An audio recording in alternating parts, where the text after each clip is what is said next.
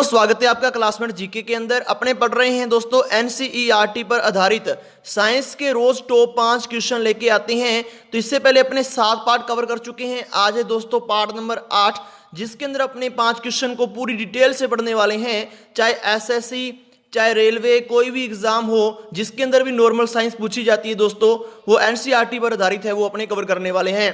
आज का पहला क्वेश्चन है, इनमें से प्राथमिक पोषक तत्व कौन सा नहीं है? Nitrogen, phosphorus, potassium, calcium. तो सही जवाब होगा, जैसा कि आपको दिख रहा है, कैल्शियम।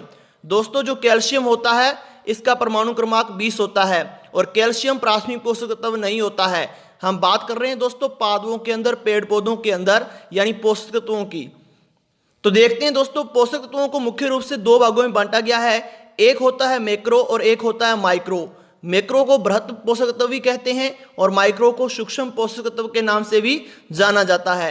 बात करें दोस्तों मैक्रो की, तो ये 2 प्रकार के होते हैं। एक होते हैं प्राथमिक और एक होते हैं द्वितीयक। जो प्राथमिक होते हैं दोस्तों, जैसे एनपीके, नाइट्रोजन, फास्फोरस और पोटेशियम, 3 प्रकार के हैं। इसी प्रकार जो द्वितीयक पोषक तत्व है उनको मुख्य रूप से तीन प्रकार के हैं, जैसे कैल्शियम, फास्फोरस और सल्फर। याद रखना, जो फास्फोरस है जिसको अपने पी से लिखते हैं, ये प्राथमिक के अंदर भी आता है और द्वितीयक के अंदर भी आता है। लेकिन जो कैल्शियम और सल्फर है ये द्वितीयक के अंदर रखे गए हैं। नाइट्रोजन और जो पोटेशियम है दोस्तों, ये प्राथमिक के अंदर रखे गए हैं। अगर बात करें सूक्ष्म मात्रिक पोषक तत्वों की, यानी इसका मतलब क्या है? इसका मतलब है कि एक ऐसे पोषक तत्व जिनकी पौधों को आवश्यकता कम होती है उन्हें कहा जाता है सूक्ष्म, और जिनकी आवश्यकता ज्यादा होती है उन्हें कहा जाता है बृहत। तो दोस्तों उदाहरण याद रखने, यही पूछता है कि कौन सा सूक्ष्म है और कौन सा बृहत है। तो सूक्ष्म कौन कौन से हैं? जिंक, मैग्नीज, फेरस यानी लोहा, copper, boron, molybdenum, MO molybdenum लिखते हैं, सीएल, क्लोरीन और निकल। ये क्या होते हैं दोस्तों? सूक्ष्म पोषक तत्व होते हैं। अगला प्रश्न है, एगेरिक्स क्या है? एगेरिक्स जो होता है ये किसका एग्जाम्पल है, ये आपको बताना है। एग्जाम्पल ही पूछा जाता है कि उदाहरण पूछ लेते हैं या आपको दे देते हैं कि परजीवी का उदाहरण इनमें से कौन सा है। 2 नंबर क्वेश्चन है दोस्तों, बताना है कि एगेरिक्स किसका एग्जाम्पल है? मर्तजीवी, परजीवी, जलोदविद या अनिषेक जनन। सही जवाब होगा मर्तजीवी। ऐसे पेड़ पौधे दोस्तों, जो ऐसे पेड़ पौधे या जंतु जो अपना भोजन सड़े गले पदार्थों से प्राप्त करते हैं उन्हें कहा जाता है मर्तजीवी। अन्य एग्जाम्पल है दोस्तों, याद रखना है, म्यूकर और मोनोट्रोपा। जो म्यूकर और मोनोट्रोपा है ये भी क्या है? एक प्रकार के क्या है? मर्तजीवी होते हैं। तो इसके उदाहरण आपको पता रहने चाहिए दोस्तों। चलते हैं 3 नंबर क्वेश्चन की ओर। 3 नंबर क्वेश्चन है, तिल का फिलोडी रोग। ये काफी इंपॉर्टेंट क्वेश्चन है मेरी तरफ से दोस्तों। तिल का फिलोडी रोग किस सूक्ष्म जीव के द्वारा होता है? एसएससी दोस्तों, पटवार, पुलिस, कोई भी एग्जाम हो, लेकिन सूक्ष्म जीव जो टॉपिक है ये रीट के अंदर स्पेशल दिया हुआ है। रीट के विद्यार्थियों के लिए बहुत ही इंपॉर्टेंट है कि सूक्ष्म जीव से कोई भी प्रश्न आ सकता है। तो तिल का फिलोडी रोग किस सूक्ष्म जीव के द्वारा होता है? सही जवाब होगा माइकोप्लाज्मा। एक बात आपको बता दूं, जो माइकोप्लाज्मा होता है इसे पादप जगत का दोस्तों जोकर भी कहा जाता है या पादप जगत का बहुरूपिया भी कहा जाता है, क्योंकि इसका आकार निश्चित नहीं होता है, जिस प्रकार जोकर भी अपना आकार बदलता रहता है। याद रखना, व्याख्या के अंदर बता रहा हूं, माइकोप्लाज्मा सबसे छोटी कोशिका होती है जो जीवाणु फिल्टर से भी क्या कर सकती है? छन सकती है, यानी इसका मतलब बहुत ही छोटी होती है। दोस्तों एनसीईआरटी के अंदर सूक्ष्म जीवों को 6 भागों के अंदर बांटा गया है और वो कौन कौन से सूक्ष्म जीव उनके नाम भी मैंने लिख दिए हैं, जैसे विषाणु, माइकोप्लाज्मा, जीवाणु, कवक, प्रोटोजोआ और वायरस। इस प्रकार से 6 प्रकार के होते हैं सूक्ष्म जीव। और आपको पता रहना चाहिए, एग्जाम्पल याद होने चाहिए कि कौन से रोग, जो कौन सा रोग होता है किस सूक्ष्म जीव के द्वारा होता है। जैसे बैंगन का लघुपर्ण रोग है, ये माइकोप्लाज्मा के द्वारा होता है, यानी बैंगन की पत्तियां क्या रह जाती है? छोटी रह जाती है। इसी प्रकार दोस्तों प्रश्न में पेपर में पूछा जा सकता है कि जो काला कीट रोग होता है वो किस पौधे में लगता है? तो हमको पता होना चाहिए कि वो गेहूं में लगता है। दोस्तों जो गेहूं होती है इसका वैज्ञानिक नाम ट्रिटिकम एस्टिवम होता है।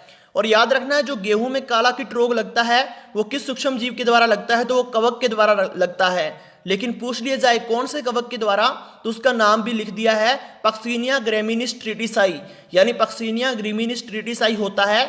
ये एक प्रकार का कवक है और गेहूं के अंदर काला कीट रोग उत्पन्न करता है। आगे देखते हैं दोस्तों, जो बाजरा है इसके अंदर एक रोग हो जाता है जिसको जोगन रोग के नाम से जाना जाता है। पूछ लिया जाए बाजरे में जो जोगन रोग होता है किस सूक्ष्म जीव के द्वारा होता है, तो ये कवक के द्वारा होता है। कौन से कवक के द्वारा? तो स्क्लेरोस्पोरा ग्रेमिनिकोला कवक के द्वारा बाजरे में जोगन रोग हो जाता है। ये एनसीईआरटी के अंदर दिया हुआ है, इसलिए काफी इंपॉर्टेंट है, प्रश्न पूछा जा सकता है। दोस्तों यहां पर मैंने नोट लगा के लिख दिया शैवाल के एग्जाम्पल। ये एक बार पेपर में पूछा गया था कि क्लेमाइडोमोनास होता है, ये कैसा शैवाल होता है? तो याद रखना दोस्तों, जो क्लेमाइडोमोनास होता है ये यूकेरियोटिक एक कोश के शैवाल होता है। यानी यूकेरियोटिक और प्रोकैरियोटिक में क्या अंतर होता है? दोस्तों जो प्रोकैरियोटिक जीव होते हैं इनकी जो कोशिका होती है इसके ऊपर कोशिका झिल्ली नहीं पाई जाती। जो यूकेरियोटिक जीव होते हैं इनकी जो कोशिका होती है दोस्तों, इनके ऊपर कोशिका झिल्ली, इनके केंद्र के ऊपर क्या होती है? कोशिका झिल्ली पाई जाती है। यानी यूकेरियोटिक के अंदर कोशिका झिल्ली होती है जबकि प्रोकैरियोटिक के अंदर कोशिका झिल्ली नहीं होती। तो जो क्लेमाइडोमोनास होता है और क्लोरेला होता है ये शैवाल होते हैं। कैसे शैवाल होते हैं? तो याद रखना ये यूकेरियोटिक एक कोशिकीय शैवाल होते हैं। इसी प्रकार दोस्तों स्पाइरोगायरा और यूलोथ्रिक्स, स्पाइरोगायरा और जो होते हैं यूलोथ्रिक्स होते हैं, ये भी एक प्रकार के क्या होते हैं? शैवाल होते हैं। लेकिन कैसे शैवाल होते हैं? यूकेरियोटिक बहुकोशिकीय शैवाल होते हैं। तीसरा एग्जाम्पल है नीलहरी शैवाल, ये भी एक प्रकार के शैवाल होते हैं, लेकिन कैसे शैवाल होते हैं? प्रोकैरियोटिक एक कोशिकीय शैवाल होते हैं। अब दोस्तों पेपर के अंदर प्रश्न पूछा जा सकता है कि ऐसे शैवाल का उदाहरण बताइए जो प्रोकैरियोटिक एक कोशिकीय है। तो आपको पता होना चाहिए कि नीलहरी शैवाल होता है ये प्रोकैरियोटिक एक कोशिकीय है, और यूकेरियोटिक बहुकोशिकीय कौन सा है? स्पाइरोगायरा वे यूलोथ्रिक। इसी प्रकार ये एग्जाम्पल आपको पता होने चाहिए। चलते हैं अगले क्वेश्चन की तरफ। अगला क्वेश्चन है KMNO4 यानी लाल दवा के नाम से भी जाना जाता है। KMNO4 का प्रयोग मुख्य रूप से किसे खत्म करने के लिए किया जाता है? जीवाणु, विषाणु, कवक, शैवाल। तो सही जवाब होगा दोस्तों जीवाणु को खत्म करने के लिए किया जाता है। जो जीवाणु होता है इसको बैक्टीरिया के नाम से भी जाना जाता है, और विषाणु को वायरस के नाम से भी जानते हैं, और जो कवक होता है दोस्तों इसको फंजाई के नाम से भी जाना जाता है। आगे देखते हैं जीवाणु जो होता है ये सूक्ष्म जीव नाशक पदार्थ। दोस्तों KMNO4 की बात कर रहे हैं जिसको पोटेशियम परमैंगनेट के नाम से भी जाना जाता है, लाल दवा के नाम से भी जाना जाता है। ये क्या करता है? ये एक प्रकार का सूक्ष्म जीवी नाशक पदार्थ है, यानी सूक्ष्म जीव को खत्म करने वाला पदार्थ है। तो जल को जीवाणु रहित करने के लिए प्रश्न पूछा गया है दोस्तों कि जल को जीवाणु रहित करने के लिए किन किन पदार्थों का प्रयोग किया जाता है? तो क्लोरीन, ब्लीचिंग पाउडर और पोटेशियम परमैंगनेट, जिसको अपने लाल दवा बोलते हैं, KMNO4 बोलते हैं।